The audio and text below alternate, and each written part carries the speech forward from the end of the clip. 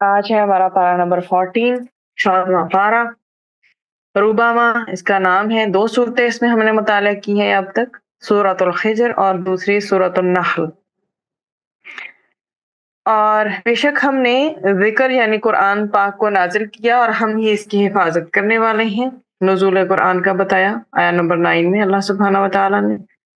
फिर ये कि ए मोहम्मद सल्लल्लाहु अलैहि वसल्लम इससे पहले हम गुज़री हुई कौमों में रसूल भेज चुके हैं, उन्होंने उनका मजाक उड़ाया और ईमान नहीं लाए।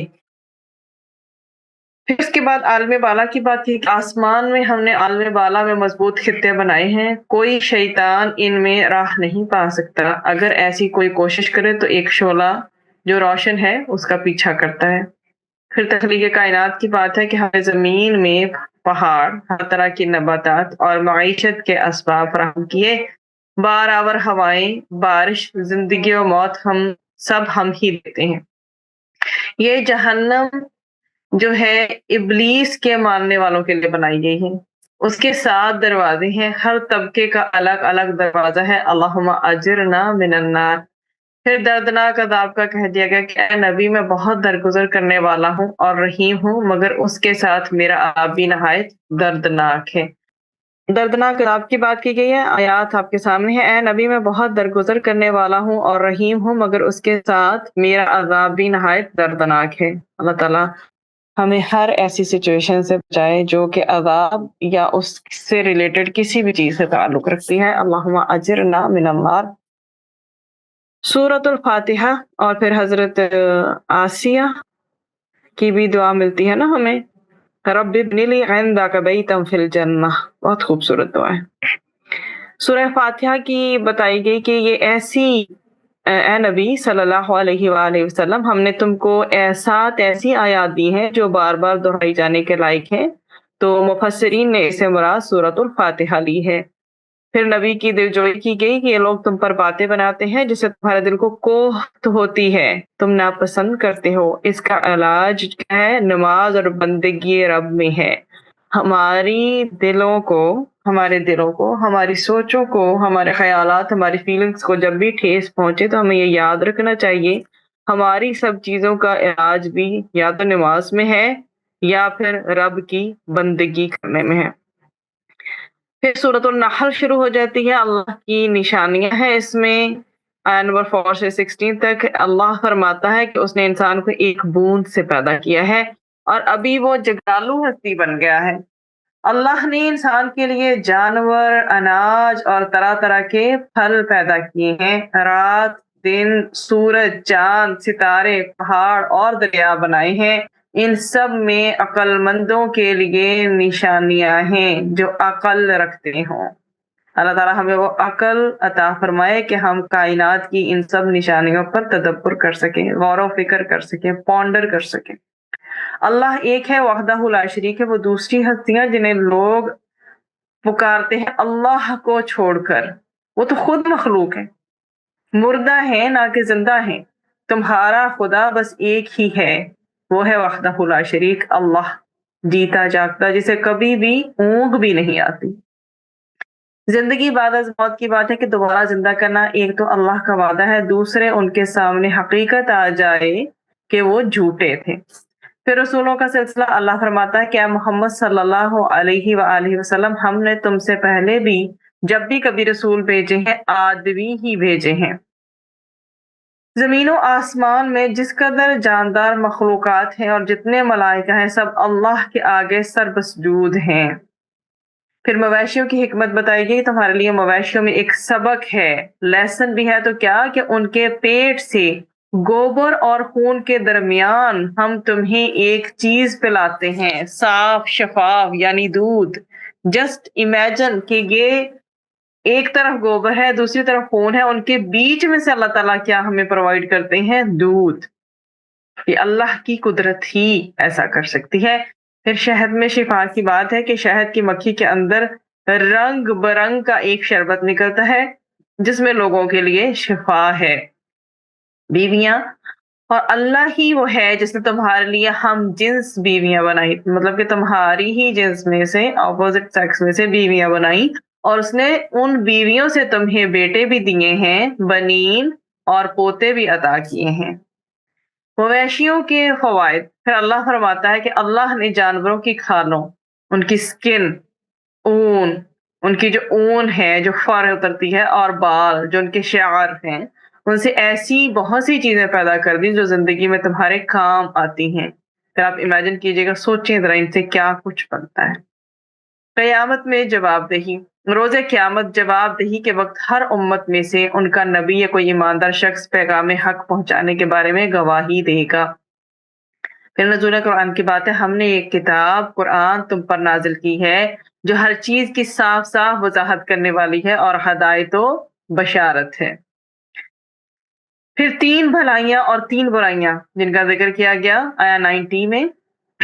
اللہ تمہیں 3 بھلائیوں کا حکم دیتا ہے، وہ کیا ہے؟ عدل، احسان اور صلہ رحمی۔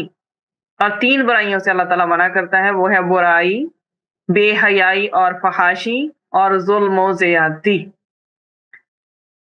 قسمیں کھانا، اللہ تعالیٰ نے اہل ایمان کو کہا کہ آپ اپنی قسموں کو آپس میں ایک دوسرے کو دھوکے جو دینے کا ذریعہ نہ بناؤ، چیٹ مت کرو۔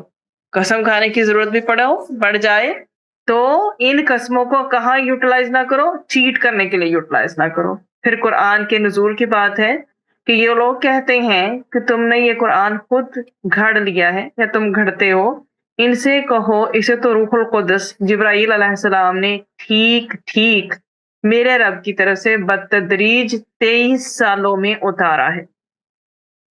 پھر حلال و حرام کی باتیں ہیں کہ اللہ نے جو کچھ حلال اور پاک رزق تم کو بخشا ہے اسے کھاؤ اور اللہ کے احسان کا شکر بجا لاؤ۔ اللہ نے جو کچھ تم پر حرام کیا ہے وہ مردار ہے، وہ خون ہے اور سور کا گوشت ہے، اور وہ جانور جس پر اللہ کے سوا کسی اور کا نام لیا گیا ہو۔ اور پھر حضرت ابراہیم علیہ السلام کی تعریف کی گئی ہے کہ وہ اپنی ذات میں ایک امت تھا۔ Look at the appreciation words کہ کیا کہا جا رہا ہے کہ وہ اپنی ذات میں خود ایک امت تھے۔ سبحان اللہ، اللہ کا مطیع، اطاعت گزار، یکسو، فوکسڈ اور نعمتوں کا شکر گزار تھا، گریٹفل تھا۔ تبلیغ کا طریقہ پھر ہے کہ پارے کے آخر میں اللہ نے دعوت حق اور تبلیغ کا طریقہ بتایا کہ یہ کام بڑی حکمت اور عمدہ نصیحت کے ساتھ ہونا چاہیے۔ صرف یہی نہیں، زندگی کا ہر کام ہی حکمت مانگتا ہے، اور نصیحت کا انداز بھی وہی مانگتا ہے جو انتہائی خوبصورت ہو، تبھی لوگ قریب آتے ہیں، اپنے بھی ہوں چاہے پرائے ہوں۔ پھر خواہشات کی بات ہے، فسوف یعلمون، پس ان قریب وہ جان لیں گے۔ تو اس میں کیا ہمیں بتایا گیا؟ بالکل آغاز تھا سورہ کا، لمبی آرزوؤں کی ممانعت کی گئی ہے، منع کیا گیا ہے کہ لانگ ڈیزائرز کو اپنے ساتھ مت باندھو، نقصان کیا ہوگا تمہیں ان آرزوؤں کا وہ ابھی آپ کو بتاتے ہیں کہ لمبی آرزوؤں سے پہلے منع کیا گیا، ان کا پھر نقصان بھی ہے، اور اپنے آج سے بینیفٹ اٹھا لو۔ تو روایت کیا آتی ہے کہ جب بندہ اپنی آرزوؤں کو لمبا کر لیتا ہے تو اس کے عمل خراب ہو جاتے ہیں۔ تو یہ دنیا ہے ہی دار العمل، ملی ہی ہمیں عمل کرنے کے لیے ہے۔ جب لمبی امیدیں، لمبی آرزویں باندھ لیں گے، ضرورتوں سے ہٹ کے خواہشات کی طرف بھاگیں گے تو عمل خراب ہو جائیں گے۔ رسول اکرم صلی اللہ علیہ وآلہ وسلم نے فرمایا، میرا شانہ پکڑا اور فرمایا، دنیا میں اس طرح رہو گویا کہ تم مسافر ہو یا راستہ عبور کرنے والے ہو۔ اور ابن عمر رضی اللہ عنہما کہا کرتے تھے کہ جب شام ہو جائے تو تم صبح کا انتظار نہ کرو، اور جب صبح ہو جائے تو تم شام کا انتظار نہ کرو۔ اپنی تندرستی کو اپنی بیماری سے پہلے غنیمت جانو۔ نو ون نوز کہ کب وہ بیمار ہو جائے، ایک تندرست اور صحت یاب شخص بھی۔ اور اپنی زندگی کو اپنی موت سے پہلے غنیمت جانو، کچھ معلوم نہیں کہ کب موت آئے اور ہمیں دبوچ لے۔ اللہ تعالیٰ ہمیں غنیمت جاننے کی توفیق دے، اپنی تندرستی کو بھی اور اپنی زندگی کو بھی۔ اگر کسی کو بھی کسی قسم کی کوئی کمزوری یا مرض لاحق ہے تو اللہ سبحانہ و تعالی سب کو مکمل صحت عطا فرمائے۔ پھر قرآن کے معجزہ ہونے پر دلیل کہ قرآن کا محافظ اللہ سبحانہ و تعالیٰ خود ہے. ہر قسم کی تبدیلی اور تغیر سے اس کی حفاظت کی گئی ہے. کوئی اس میں کسی قسم کی ایک حرکت تک کی تبدیلی نہیں کر سکتا، نہ ہو سکتی ہے. کسی بھی قسم کا اضافہ یا کمی، نہ تو ایڈیشن کوئی ہو سکتا ہے، نہ کوئی کمی. جیسا ہے ویسا کا ویسا ہی رہے گا، یا اس کو تبدیل کرنے کی قدرت کوئی بھی نہیں رکھتا. پھر نبی کریم صلی اللہ علیہ وآلہ وسلم کی بات کی گئی ہے کہ اپنے پیروکاروں کو اپنے قریب کرنا وہ تبھی ممکن ہے جب سافٹنس ہو، نرمی ہو. لوگوں کی آپ صلی اللہ علیہ وآلہ وسلم تک رسائی آسان تھی. ہمیں بھی یہ چیز سیکھنی ہے کہ اگر کوئی لوگ دین سے جڑنا چاہیں تو ہم بہت اچھے طریقے سے ان کو قریب لے کے آئیں، نرمی کے ساتھ. یہ نہ ہو کہ پھر وہ بھاگ جائیں. اور دوسری بات کہ آسان آپ کی اپروچ ہو ہر انسان کے لیے. یہ نہ ہو کہ بیچ میں 10 لوگ آتے ہوں تو اگلا بندہ اپروچ کرتے کرتے ہی دور رہ جائے. لوگوں کے لیے نرم پہلو رکھیں. Have a soft corner for them. ان کی حاجات پوری کریں. اگر آپ کے لیے ممکن ہے تو ان کی حاجات پوری کریں، تو ہو سکتا ہے کہ وہ اور زیادہ دین سے جڑ جائیں اور ان کی آخرت بھی بدل جائے اور دنیا میں بھی وہ اللہ کے مطیع بن جائیں. نبی کریم صلی اللہ علیہ وآلہ وسلم کے بارے میں کیا کہا گیا ہے کہ وہ کمزوروں کا خیال رکھنے والے تھے، وہ مہمان نواز تھے. پھر ابن عباس رضی اللہ عنہ سے روایت ہے کہ آپ صلی اللہ علیہ وآلہ وسلم سے لوگوں کو نہ دھکیلا جاتا نہ مارا جاتا. آج کسی کو تھوڑی سی ریپو کیا مل جاتی ہے، اس کے ارد گرد اتنا ہائی پروٹوکول ہوتا ہے کہ اس تک انسان ریچ ہی نہیں کر سکتا. اور کہا نبی کریم صلی اللہ علیہ وآلہ وسلم لوگوں کے بیچ میں ہوتے تھے. پھر کیا کہا گیا؟ فسبح، کیا کریں؟ تسبیح کریں، حمد کریں اپنے رب کی، اور ہو جائیں کس میں؟ سجدہ کرنے والوں میں سے. تو سینہ جب گھٹ رہا ہو، تنگ ہو رہا ہو، اس کا علاج کیا ہے؟ تسبیحات. یہ پریشانیاں، ڈر اور خوف کو دور کرنے کا ذریعہ ہے. نبی کریم صلی اللہ علیہ وآلہ وسلم کثرت سے یہ الفاظ ادا کیا کرتے تھے. سبحان اللہ، اللہ پاک ہے، وبحمدہ، اور اس کی حمد کے ساتھ، استغفر، میں مغفرت طلب کرتا ہوں اللہ سے، واتوب، اور میں توبہ کرتا ہوں یا کرتی ہوں، الیہ، اس کی طرف. نبی کریم صلی اللہ علیہ وسلم کی کیا عادت مبارکہ تھی کہ وہ اسے کثرت سے پڑھا کرتے تھے. ہمیں بھی اللہ تعالیٰ کی تسبیح، حمد، استغفار اور توبہ کو اپنی روزمرہ کی زندگی کا حصہ بنانا چاہیے. نبی کریم صلی اللہ علیہ وآلہ وسلم تو تھے ہی معصوم، پھر بھی اللہ سے بکثرت گناہوں کی معافی مانگتے رہتے تھے اور توبہ کرتے رہتے تھے. تو ہمیں تو اپنی کوتاہیوں اور گناہوں کی معافی مانگنے میں پیچھے رکنا ہی نہیں چاہیے، ہٹنا ہی نہیں چاہیے. جس قدر ہم گناہوں سے لدے ہوئے ہیں، ہمیں اس سے غفلت نہیں برتنی چاہیے. پھر یہ جو شہد کی مکھی کا یہ جو سائیکل ہے وہ آپ کے سامنے ہے کہ کس طرح سے سٹیجز ہیں اس کے شہد بنانے کے. اور پھر ہم یہ دعا اللہ سبحانہ و تعالیٰ سے مانگیں، کیونکہ وقت ایسا چل رہا ہے کہ ہمیں حق بھی حق محسوس نہیں ہوتا. ہم ڈر جاتے ہیں کہ یہ بات ادھر سچ ہے کہ نہیں سچی، ہمیں کیا کرنا ہے. اللہ تعالیٰ کے پیارے نبی صلی اللہ علیہ وآلہ وسلم نے کتنی خوبصورت ہمیں دعا سکھائی ہے. اللہم، اے اللہ، آرینا، دکھا ہمیں، الحق، حق، کس کو؟ حق کو، حقاً، حق کے طور پر، ورزقنا، اور ہمیں عطا کر، اتباعہ، اس کی پیروی، وَأَرِنَا، اور دکھا ہمیں، الباطل، باطل کو، باطلاً، باطل،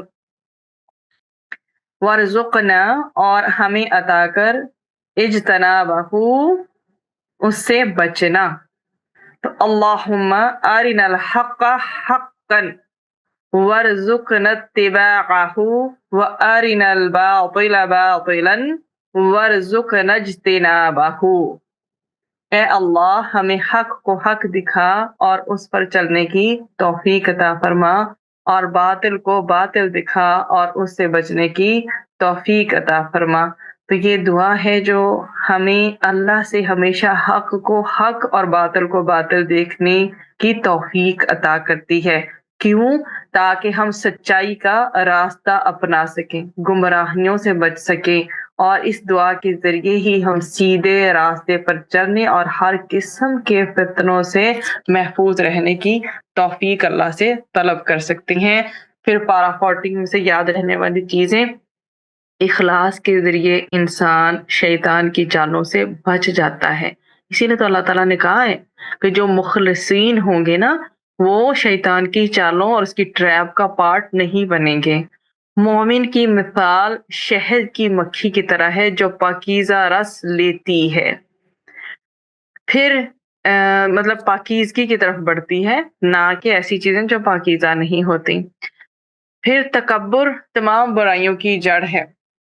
اچھا، یہ جو مکھی ہے اس کا بھی اس قدر خوبصورت اللہ سبحانہ و تعالیٰ نے جو ہے وہ بیان کیا ہے کہ مکھی جو ہے وہ ایسی ہے، خاص طور پر جو شہد کی مکھی ہے وہ ایسی ہے کہ وہ کیا کرتی ہے کہ وہ مومن کی اللہ تعالیٰ مثال اس کے ساتھ لے کے آتے ہیں کہ بے شک مومن کی مثال شہد کی مکھی کی طرح ہے جو پاکیزہ چیز کھاتی ہے، پاکیزہ رزق خارج کرتی ہے، اور جس پھول پتی پر بیٹھتی ہے نہ وہ ٹوٹتا ہے اور نہ وہ خراب ہوتا ہے۔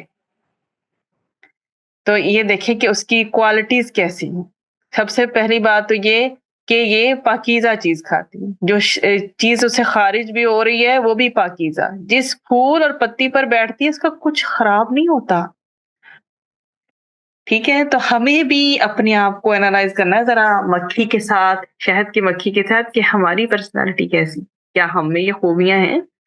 تکبر تمام برائیوں کی جڑ ہے، اس سے اللہ تعالیٰ ہمیں بچائے۔ اللہ سبحانہ و تعالیٰ کی پہچان انسان کو اس قابل کر دیتی کہ وہ بہت سی مشکلات سہ جاتا ہے، کیونکہ وہ جانتا ہے میرا رب میرے حال سے واقف ہے، میرے رب کو سب پتہ ہے۔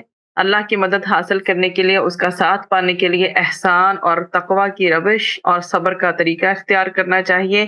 دنیا کی طرف زیادہ جھکاؤ انسان کو آخرت سے غافل کر دیتا ہے اور عمل خراب ہو جاتے ہیں۔ اللہ تعالیٰ ہمیشہ ہمیں صراط مستقیم پر چلنے والا بنائے اور ہماری تمام عبادتوں کو جیسی بھی ٹوٹی پھوٹی ہیں قبول و منظور فرمائے، ہمارے تمام گناہوں کو بھی نیکیوں میں بدل دے۔ اس رب کے لیے کچھ مشکل نہیں ہے۔ وآخر دعوانا ان الحمد للہ رب العالمین۔